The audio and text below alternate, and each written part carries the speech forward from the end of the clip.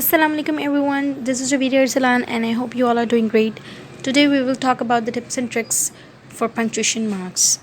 इससे पहले भी हम पंक्चुएशन मार्क्स पे बात कर चुके हैं और वो पीरियड पे बात की थी. आज हम बात करेंगे पंक्चुएशन मार्क्स में कॉमा के बारे में. Commas tell a reader where to rest or pause in a sentence. They are used to make your writing easier to read. Comma क्या होते हैं, हमें बताते हैं कि कहाँ पे रेस्ट करना है, यानी कि कहाँ पे रुकना है आपके सेंटेंस में, ठीक है. और वो क्या करते हैं, राइटिंग को और इजी बना देते हैं पढ़ने के लिए. अब ये यूज़ कहाँ किया जाता है? To separate items in a series in letter writing, to keep numbers clear between the day and the year in a date, to set off a speaker's words in a sentence, between describing words in a compound sentence. Okay, तो सबसे पहले बात करते हैं to separate items in a series. Use a comma between words और phrases in a series. सबसे पहले we will talk about to separate items in a series. Use a comma between words और phrases in a series. A series is a list of 3 or more things. Series को जब हम लिखते हैं तो फिर हम उसके बीच में कॉमा लिखते हैं ताकि हमें पता चले कि कहाँ पे पॉज करना है, और दूसरा ये कि हमें ये मालूम हो कि ये वर्ड्स अलग अलग हैं. ठीक है, ये एक सीरीज़ मैंने लिखी है.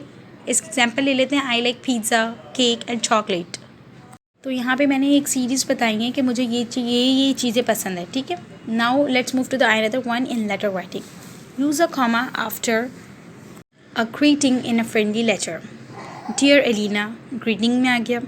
Use the comma after a closing in all letters. Yours truly, closing जैब्स. इसमें बताया गया है कि लेटर राइटिंग में जब हम लिख रहे होते हैं तो हम जब ग्रीटिंग दे रहे होते हैं, यानी कि किसी को जब ग्रीटिंग्स कह रहे होते हैं तो हम बोलते हैं डियर अलीना.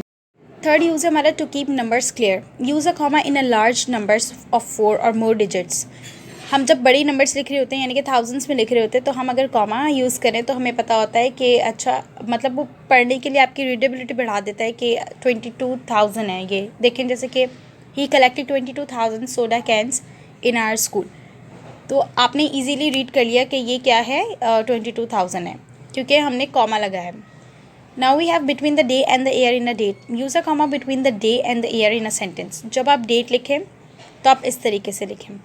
जैसे यहाँ पे मेंशन है जुलाई 4, 1995. तो यहाँ पर 4 फिर कॉमा है, देन 1995 पे, क्योंकि हमें पता हो कि ये डेट है और ये ईयर है. देखा आपने किस तरीके से हमारे पास कॉमा जो है हमारी रीडेबिलिटी बढ़ा रहा है, हमें ईजियर कर रहा है रीडिंग करने के लिए. तो हमें पता हो कि हमें रीड कैसे करना है और चीज़ें क्या लिखी हुई हैं. हम बिल्कुल एक चीज़ें जो बहती जा रही हैं आगे वाटर की तरह, हम वो नहीं पढ़ रहे हैं.